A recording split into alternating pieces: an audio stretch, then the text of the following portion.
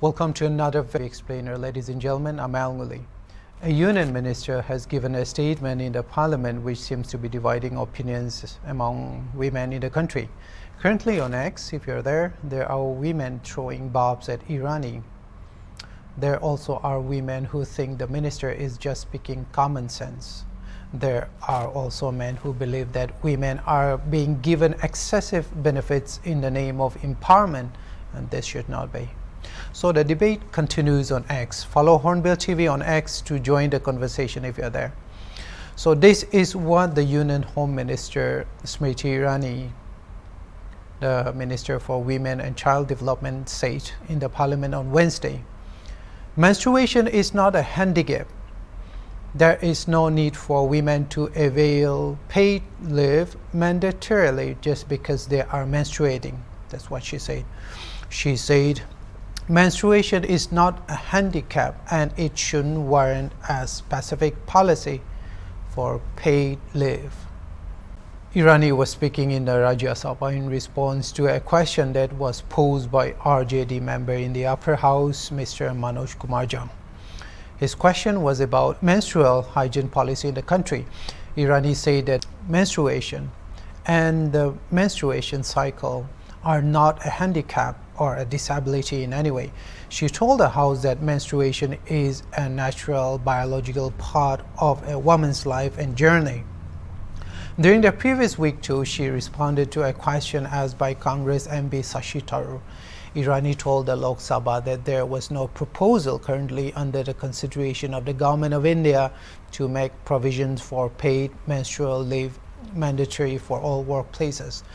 The minister said a small proportion of women or girls may suffer from severe dysmenorrhea or similar complaints, but she said most of these cases are manageable by medication. For those of you who might not know, dysmenorrhea is not menstruation per se, but a term for severe or painful menstruation.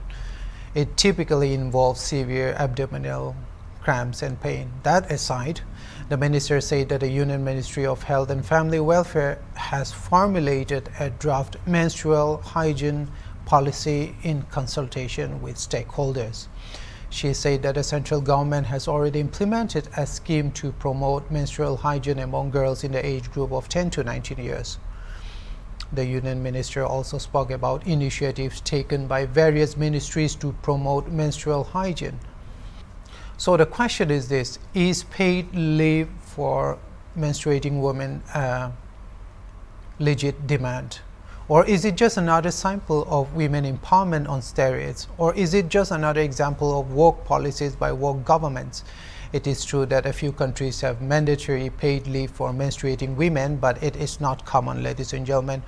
In 2023, Spain became the first European country to adopt a legislation allowing paid menstrual leave. Another country is Indonesia. Indonesia passed a law in 2003 giving women the right to 2 days of paid menstrual leave every month. The law does not require women to give a prior notice. Interestingly, for Japan, paid menstrual leave is legal since 1947. It goes all the way to 1947.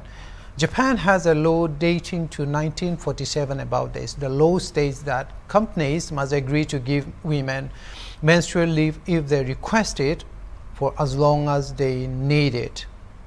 But again, this is not mandatory. It's only when the worker requires it, she is given. Now, South Korea is also another country. South Korea also has 1 day a month provision. In South Korea, women are entitled to a day of unpaid menstrual leave per month. Employers who refuse face fines of up to 5 million won, or that's about $3,844 US dollars. Taiwan also has 3 days per year. In Taiwan, the Act of Gender Equality in Employment gives women 3 days of menstrual leave per year. These leave days are not deducted from the statutory 30 days of regular sick leave. Now, elsewhere in Zambia, the country passed a law in 2015 allowing women to take a day off work during their period. They may do so without giving notice or supplying a doctor's note. So there are about 5 countries that mandate paid leave for menstruating women, ladies and gentlemen. Globally, governments and most companies have reservations about the idea of giving women menstrual paid leave, ladies and gentlemen. We'll talk about this and the reasons behind it in a little while. That said, some private companies in several other countries and even India, I think, do offer leave without being legally required to do so. For instance, a company may offer a day of paid menstrual leave per month or the ability to work from home 1 or more days per month. Some workplaces also provide what you call well-being rooms where women can take a break to focus on their health during those working hours, ladies and gentlemen.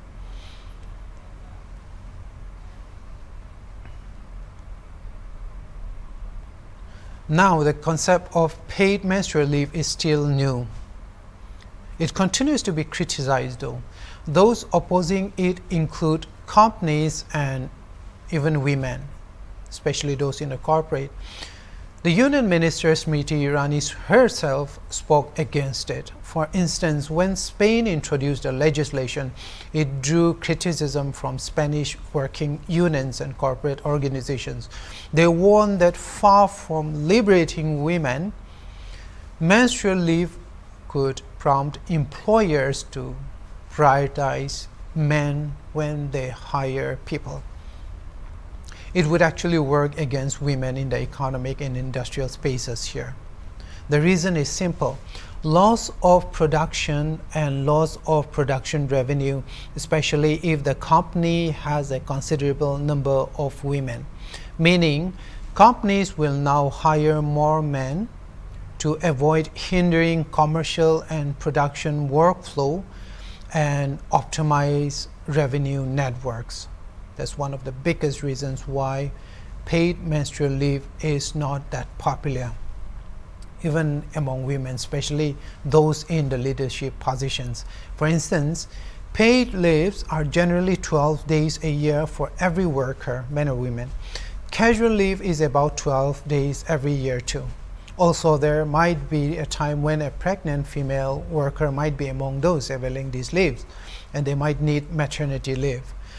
Now, you make even 1 day leave for menstruation or menstruating women, which will come to about 12 days a year. Now, total all the paid and casual and medical leave with menstrual leave for women. It means a company will easily lose at least 30 days or more of economic production, meaning companies will hire only or mostly men. Now, this is where the idea of equality of employment opportunity will be defeated, especially in the context of women empowerment. Companies will prefer to prioritize men. Women empowerment within the corporate setup and industrial spaces will not work in this case. So this is one of the reasons why most sections of the community, especially the corporate and even women, they oppose this. Therefore, for instance, higher GTP countries such as even the United States and the United Kingdom and European countries do not consider mandatory paid leave a positive thing for economic progress when we are talking about menstruation here. So for now, the benefit is given only in few companies in certain countries and even some countries, some companies in India, ladies and gentlemen, but it is not as common. Being a man, I'm not qualified to speculate about the levels of pain or discomfort a woman might undergo during her menstruation, ladies and gentlemen. However, this much I do understand. Menstrual cramps are not the same for every woman. How do I know this? I have friends who say it's okay. They say it's just a bit uncomfortable but not bad enough. But there are also some of my friends who have to take medications, or they have to seek the physician's advice, go to the doctor, or they have to ask for leave from work because of the severity of the pain. So menstrual cramps, also known as dysmenorrhea, can be painful for most women generally. The severity of menstrual cramps varies from person to person. Some may experience mild discomfort, while others may have intense pain that interferes with their daily activities. Menstrual cramps are caused by the uterus contracting to help shed its lining during menstruation. Ladies and gentlemen, prostaglandins, the chemicals that cause inflammation and pain, play a role in these contractions. Higher level of prostaglandins are often associated with more severe menstrual cramps. If a woman experiences pain cramps, then it could mean she has lower prostaglandins. So the severity of pain is not level across the spectrum for all women in this regard. This could be one of the main reasons Union Minister Smriti Irani felt there should not be a menstrual paid leave in this regard. Besides the economic and corporate reasons that we talked about earlier, there are other reasons. For example, there are also women who actually get 2 periods a month, and this is a medical fact. The average menstrual cycle is 28 days long, but can vary from 24 days to 38 days. If a menstrual cycle is shorter, a person may have 2 periods within the same calendar month. That is also another issue for companies or governments. Again, not every woman experiences menstruation, ladies and gentlemen. Besides a reason from pregnancy, there is a condition called amenorrhea. Amenorrhea is the absence of menstrual periods or cycles. The most common cause is hormone disruption in women, which can be due to emotional stress, extreme weight loss, excessive exercise, or even certain reproductive disorders in women. In fact, it is possible to not get your periods even when you are not pregnant. By what I read, menstrual irregularities such as missed or late periods occur in at least 14 to 25% of women of childbearing age, ladies and gentlemen. So if paid menstrual leave were made a policy, let's say in India, those who menstruate more than once may become a liability with their employers. We talked about casual leave and paid leaves earlier. What about women who can't menstruate for health reasons? They might feel left out, bordering on even feeling discriminated against. Therefore, that was the reason the government felt a common policy might not be too practical for now. Thank you for watching Hornbill TV, ladies and gentlemen. I'm Al Nguli. See you next time.